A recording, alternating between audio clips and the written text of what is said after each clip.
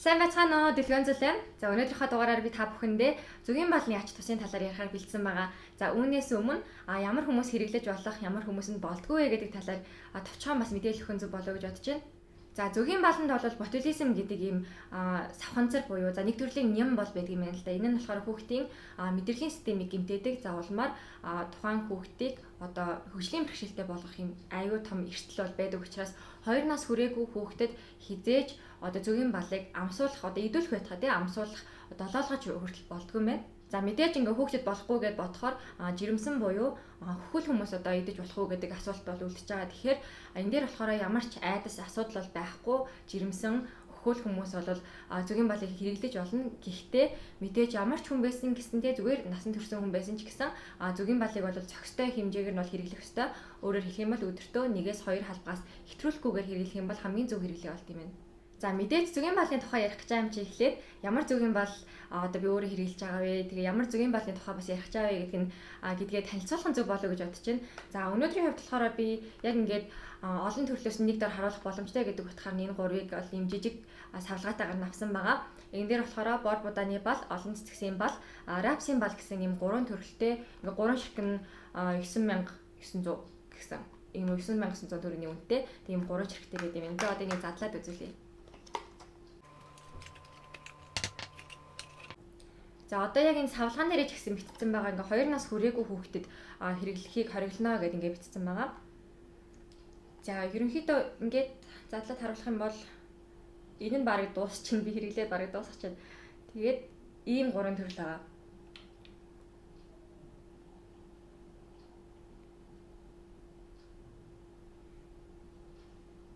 За хамгийн эхлээд зөгийн бал бол хүний арсыг маш гоё гялалтсан, толгойр зөөлөн чиглэг болгодог.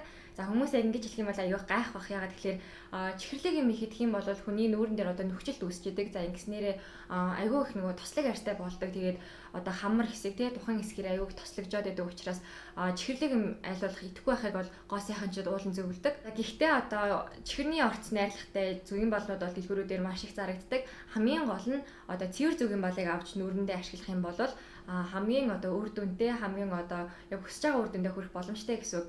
Зөгийн балыг нүүрэн дээр шууд гаднаас нь хэрэглэж болно. Уугаад дотроосоо ч ихсэн арьсаа гоё болгож болдог. Магадгүй яг та бүхнийгээ дараа нь хүсэх юм бол би яг ингээд нүүрэн дээр хідэн өөр янзаар тий хідэн өөр төрлийн аргаар ашиглаж болох уу? Яаж гүн одоо цэвэрлэгээ хийх үү? Яаж шийгшүүлэх үү гэх мэтлэн тус бүр дээр нь зааварчлага өгч болно. За өнөөдрийн хувьд болохоор би яг ингээд дэлгэрэнгүй яриа гэхлээр жоохон сэдвээсээ хазаах гэдэг. За миний одоо энэ яриад байгаа зөгийн балнууд болохоор бүгдээрээ Монгол брэнд байхгүй юу? Sarana Goods гээд тэгээд 100% одоо байгалийн гаралтай ийм зөгийн балнууд байгаа. Тэгээд эднийх болохоор яг зөвхөн юм жижиг хэмжээгээр бол биш, том хэмжээгээр ч гэсэн зарагддаг юм билээ. 280 460 кг тэр хавцаа ямар ч хэлсэн илүү том хэмжээтэй бол байсан. Би болохоор яг нэг олон төрлөөс нь харуулах үүднээс ийм жижигүүдийг наал авцсан байгаа. За тэгээд үүнээс гадна болохоор яг ийм соруулан хэмжээтэй гэж яриад байгаа. Энэ болохоор нэг ийм юм нь 5 г байдаг. Яг өдөр тутамдаа хэрэглээд эсвэл ажил руугаа аваад явхад аюул тохиромжтой нёгийг задлаад нэг бол ингээд амдаа хийчин эсвэл одоо кофендо ч юм уу те кофендо чихэрний оронд ашиглаж болно. Цайндаа ч гэсэн чихэрний оронд ашиглах юм бол ядаж таргалахгүй гэсэн үг. Тэгээд ийм хэмжээгээр бол бас зарагддаг юм билээ.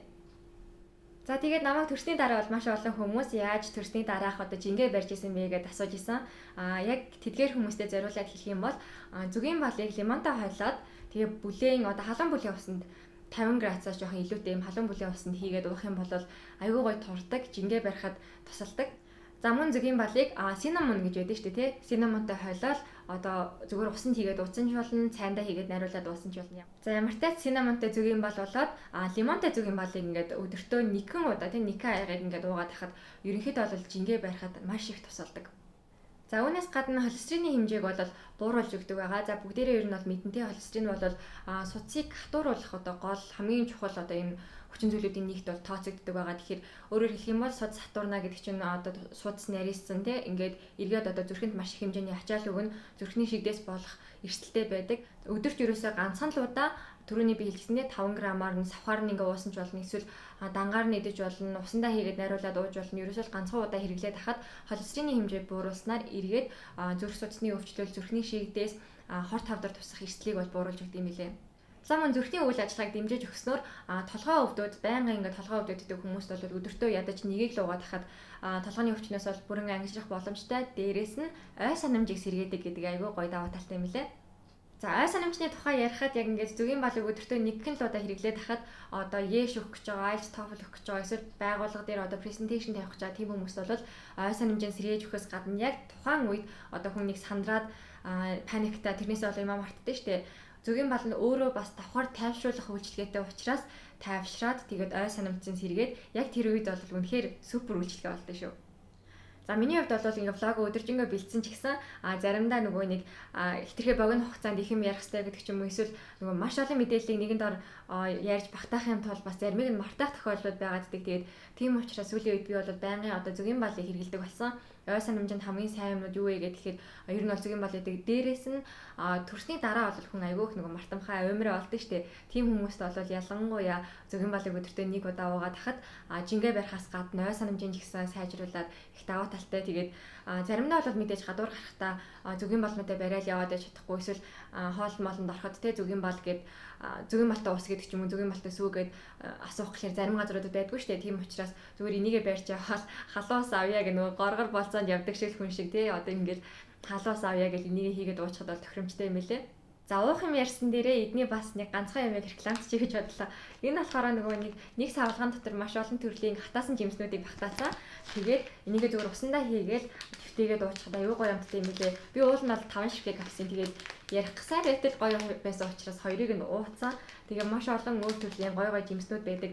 Энийний хувьд болохоор одоо чинь orange, lemon гэдэг ч юм уу те kiwi гэх мэтлэн одоо төрөл бүрийн юм жимснүүдийг бол ингээд багтаацсан юм гоё савлгаатай юм байд юм билээ шүү. За эргээд гол сэдвэрийг оръё. За би түрүүн бол хэлчихсэн те. Ер нь бол зөгийн балыг өдөртөө ганцхан халтгыг зүгээр л ингээд шууд амдаа игээл идэхээс гадна усанд зүгээр ингээд найруулад уусан байхад хүн аюу гой тайвширдаг, ой санамж толгой амардгаа гэдэг ингээд ярьжсэн. Тэгвэл энэ нь ч гэсэн одоо яг хүнийг унтахад оройн цагаар маш сайхан одоо альчаал тайлах гэдэг ч юм уу те амрааж өгд юм байна. Ялангуяа нөгөө нэг аюу их нөгөө хорхирч унтдаг хүмүүс байдаг шүү дээ. Тэднэрт бол нөгөө тайвшраад хүн ингээд өөрөө ирэхгүй ингээд амарчж байгаа учраас хорхирч унтах нь хүртэл багасдаг юм билээ шүү. Тэр аюу санаа.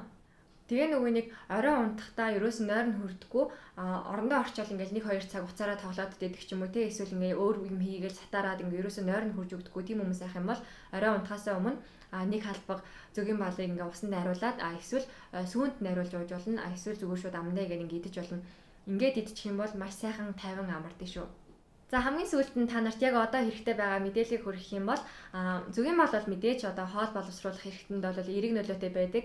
Өөрөөр хэлэх юм бол бид нар цагаан сар, наадам гэдэг ч юм уу маш их хэмжээгээр хоол иддэг те хүнд одоо өөх тостой хоол иддэг юм өдрүүдэд гарахаасаа өмнө нэг халбаг зөгийн балыг шууд ингээд дангаар нь ингээд амдаа хийгээд идчихэхэд бол хоош ингээх явцад бол маш эерэг сайн нөлөөтэй. За үүнээс гадна хэрвээ өмнө нь идсэн ч гэсэн дараа нь одоо аягүй хүнд хоол идсний дараа бас гиз жоохон эвгүүрхэд ах юм бол халуун муулийн усанд зөгийн балаа найруулад уухад бол тохиромжтой байдаг. За төгсгөл нь бас нэг бонус зөвлөгөө өгье гэж бодлоо. Та нар бол ийм юмнуудыг харж ирсэн бах те энэ болохоор нөгөө зөгийн балыг нөгөө хутгадаг дүрэгч гэх юм уу одоо юу гэж хэлэх юм бэ яг энэ нэрийг бол мэдэхгүй. Гэхдээ ийм юмнууд байдаг штэ. Яагаад ер нь ийм хэрэгэлдэг вэ гэдгийг ер нь та нар бодож үзчихсэн үү? За тэгвэл одоо бид нэр зөгийн бал руугаа металл одоо юм халбаг гэдэг ч юм уу сэрээ одоо юу ч байсан хамаагүй одоо бусад өөр төрлийн юмнуудыг хийгээд ингээ хутгах юм бол тухайн одоо зөгийн балны чанар нь алдагдаж эхэлдэг юм байна л да. Тийм учраас юм модон юм хутгуурыг бол яг тохиромжтой гэж үздэг. Энэ болохоор саранагийн нэг юм хөөрхөн жижигхэн юм бэлээ. Би болохоор энд нь нөгөө бахтна гэдэг утгаараа юм жижигийг авсан. Арай том ч гэсэн байдаг юм бэлээ нөгөө том шилтэйдэн зориулаад. Энийг болохоор яах вэ гэхээр яг босоогоор нь дээрээс нь ингэж хийгээд зөгийн бал руугаа хийгээд одоо энэ харагдах нь ингэж хийгээд ингээд дүрснийхаа дараа энийг аваад ингээд тогтоочно. Ингэснийхаа дараа яг нөгөө нэг тухайн аяг руугаа очиод ингээд гожуулахаар энэ гожиж өгж байгаа буцаагаа доошоо харуулахаар за тэгээд өнөөдөр миний товчхон бичлэгийг үзсэн та бүхэндээ маш их баярлалаа. Зөгийн балны ач тусыг бол мэдсэн болов уу гэж бодож байна. Дээрээс нь өдөртөө нэгэн халбаг зөгийн балыг идгээд ийм их сайхан үр дүнгуудыг бол өгдөг юм байна. Тэгээд хажуугаар нь бас мэдээж дотоодынхаа үйлдвэрлэлийг одоо дэмжээрэй гэж та бүхнээсээ уриалж байна. За тэгээд мэдээж дараагийн үндэсний үйлдвэрлэлийг дэмжсэн бичлэгүүдийг мань үзхийг хүсэх юм бол subscribe дараарай. Дараагийнхаа бичлэгээр уулзцгаая. Баяр таа.